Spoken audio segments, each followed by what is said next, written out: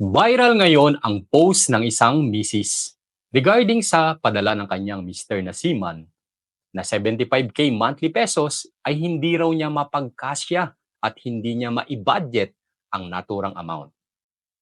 At sa atin pong social media ay marami po sa ating mga kababayan ang nagbigay ng kanilang mga komento sa naturang post. So basahin po natin ang mga posts ng comments ng atin pong mga kababayan sa social media. Ang sabi ng unang nabasa natin, grabe siya. Napaisip pa talaga siya na kung kasya ba yung 75K a month na padala ng asawa niya. Baka ako 30K lang, kasya na yun sa amin. Makakapag-ipon pa talaga. Yan yung sinasabi na need versus wants. Kawawa naman yung asawa niya sa abroad. Halos kayod kalabaw. Tapos yung misis niya nag-overthink sa 75K na padala niya. Grabe. Ang isa namang netizen, ay ito ang kanyang comment. Anong sa inyo guys sa nag-viral na misis ngayon dahil nakukulangan sa 75K na padala ni Mr. na seaman? Makasana all na lang talaga sa merong 75K na sahod. 1/4 sa 75K ang sweldo ng Mr. ko pero kaya pa naman, tipid-tipid din pag may time, misis. Oy, kawawa naman Mr. mo sa barko. Hindi yan namulot ng pera, for sure nakakapagod trabaho nila. Ang isa pang nagkomento, correction po, hindi naman lahat ng asawa ganyan. Meron naman dyan pinapahalagahan yung pinaghirapan ng mga asawa nilang seaman. Itong girl na nagsasabi na kulangan pa siya sa 75K na padala ng asawa niya. Ang solusyon dyan, te, mamuhay ka ng simple. Huwag kang magarbo. Malaki na yan kung marunong ka lang mag-budget. Huwag puro luho. Kawawa naman yung asawa mo. O sa mga seaman, ang bana, di gawa, kamo, sulod, kamo. Iba yun. Bisaya pa rin. Hindi ko babasahin. Eh, umayos ka nga misis, ni seaman gastadura ka kasi kaya hindi kasya, minimum nga lang ang sweldo, pinagkakasa sa'yo 75K pa. Kung ako naging asawa ng seaman na 'to, dami ko ng ipon ngayon. Kaso lang may ibang tao talaga na walang pakialam sa mga asawa nila. Yung hindi marunong magpahalaga, hindi marunong maawa sa asawa, nakakapagod magtrabaho. Diyos ko, yung iba walang awa. Siguro maluho-sugarol, ganyan sigurong klaseng babae ang naging asawa niya. Iwanan mo na yan, walang kwenta yan. Baka wala ka ng pera, tiyapwera ka na dyan. Sana all na lang talaga kung ganyan kalaki papadala sa akin, napakaswerte ko na talaga. 3 anak ko, sa private ko na paaralin. Siguro makapatayo pa ako ng bahay at negosyo, kaso hindi eh. Pagkakasyahin ko pa lang, kulang sa pagkain ng mga anak. Kaya magpasalamat ka. Ganyan kalaki pinapadala sa'yo. Magrereklamo ka pa. Okay, so yan ang mga komento ng ang ating mga netizen, no? Pero alamin natin ang konteksto, no? So, hindi naman tayo basta magko-comment o mag-share ng ating insights na kung saan hindi po natin inaalam ang tamang konteksto, no? So, malaki nga kung titignan natin ang 75K monthly. Pero saan kaya nanggagaling ang kaniyang ang basis nung naturang misis ng seaman, no? So, tignan po natin ang mismong nabanggit dito sa ating comment na kung saan dito, basahin po natin, paliwanag ni Mrs. Lahat ng mga araw-araw na gastusin nila kasama ang dalawa nilang anak sa kasalukuyang pinag-aaral pa, pati ang buwanang bayad sa bahay, hulugan na sasakyan, at iba pang mga bills at bayarin ay doon niya kinukuha sa 75,000. Malaki man umano pero sadyang hirap siyang budgetin. Kasi hirap kasi ako budgetin yung pera kasi diyan ko lahat kinukuha, lahat ng gastusin. So tingnan po natin, no? So nagbabayad ng hulugang bahay, nagbabayad ng hulugang sasakyan, at iba pang bills. Inanalyze po natin, no, ang financial status nung misis ng seaman, no? At hinimay-himay po natin, magkano ba yung estimated na hinuhulugan sa bahay, hinuhulugan sa sasakyan at mga gastusin sa bahay. At ako po ay gumawa ng sarili ko ding research, no. Sa aming pong binebenta, unahin po natin yung pagdating sa hulugang bahay. Sa typical po na binebenta nating bahay na merong almost 3 million na regular townhouse lang po, no, na may 50 square meter, ang atin pong corresponding loan amount diyan na 2.6 million ay kung 20 years loan term, ay 20K na po ang monthly niyan.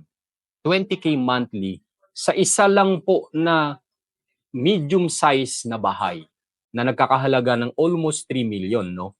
So ano na po 'yan, nasa affordable housing category na po 'yan, at townhouse lamang po 'yan na nasa 3 million ang worth, no? At ang ilo-loan ay nasa 2.6. So 20K na po ang monthly. So tandaan po natin, 20K po sa bahay. And then kung bibili ka ng like for example Avanza na regular lang na sasakyan, no, sa Toyota Avanza. Dito nag-ano tayo ng calculator, no? 1 million ang kanyang presyo. Kung nag-down ka ng 20%, tapos yung balanse na 800,000 plus ay ilo-loan mo for 5 years, 60 months, nasa 17K ang monthly ng sasakyan na yan. So yung bahay at yung monthly sasakyan, nasa 37K plus monthly na yan. Kaya kung titignan natin dito sa atin pong summary sa Excel file, no? So 20,000 per month ka sa bahay, 17,000 per month ka sa iyong sasakyan. So that is already 37K or almost 40K or kalahati na mahigit yan ng iyong sweldo. Kalahati na yan ng iyong sweldo. Halimbawa sa pagkain. So minimum na lang na 700 per day na budget sa pagkain. No, let's say 200 plus per meal na budget, which is pang sa usual siguro yan na 2 anak, nanay, 'di ba? Kasya na yan kung yung decent na pagkain, no, yung hindi naman sobrang tipid na tipid. So 700 times 30 days, that is 21,000, no. Electricity natin, water, internet, pagpalagay mo 2,000 ang 2,500 ang ating electricity, 1,000 kamo ang water, then 1,500 kamo ang kuryente, that is 5,000. Kung meron siyang 2 student, 200 per day na baon, okay, sa 2, sa 5 araw, and then 4 weeks sa isang buwan, that is 8,000. Siguro, mababa na yung, reasonable na yung 200, no? That is already 34,000. At ang total niyan ay 71,000. Paano kung mga travel pa sa labas, kakain pa sa labas, 'di ba? So, talagang yung 75,000, hirap din talagang pagkasyahin. Pero kung i-evaluate natin, no, if we try to evaluate, no, ang malaking bulk talaga na nakikita natin dito ay yung binabayarang bahay at yung binabayarang sasakyan, no. So, sa atin siyempre itong example na natin, basic na yan, hindi naman yan sobrang garang bahay, hindi naman gano'n. So normal lang naman po, normal lang din naman po yung sakyan. But of course, siyempre, financially, meron din naman tayong pwedeng gawin, no? Na mga ways para hindi talaga tayo mabigatan sa ating mga monthly payment. Of course, siyempre, parte ng ating dreams na magkaroon ng bahay, magkaroon ng sasakyan. Pero siguro nasa timing din, no? Sa atin kasi, meron tayong 2 klaseng financial problems, no? Una, low income, no? Mababa yung ating kinikita. Dahil mababa ang ating kinikita, hindi talaga sapat sa ating mga pangangailangan. Or kung meron ka pang mga bisyo or kung may mga luho ka pa, talagang kakapusin ka, no? Ang low income, it means na ikaw ay kulang sa skills, no? Kaya kung kulang ka ng skills, ibig sabihin, tantamount kasi yan, directly proportionate kasi ang ating kinikita doon sa skills na pwede nating i-offer, no? Kaya sa mga low income, of course, syempre, we need to learn as much as we can, no? And kailangan nating matutunan ng skills that will give us the highest return. At isa nga dito yung ating sales skill or selling skills, no? At sa case ng ating ibang mga kababayan, no, yung pagkakaroon naman ng high expense, no? So, low income and high expense, no? Kapag high expense, pwedeng ito ay lack of discipline natin sa ating budgeting, sa ating paggastos, no? Of course, syempre, yung considering yung mga binabayaran natin monthly, so bago tayo mag-decide sa ating mga bibilin, pag-iisipan natin kung tayo ba ay financially ready. Kaya nga importante dito yung pag-determine natin ng asset versus liabilities, no? Pag sinabing assets, ito yung pwedeng mag-generate ng ating income, no? Buy assets as much as we can. Kung meron tayong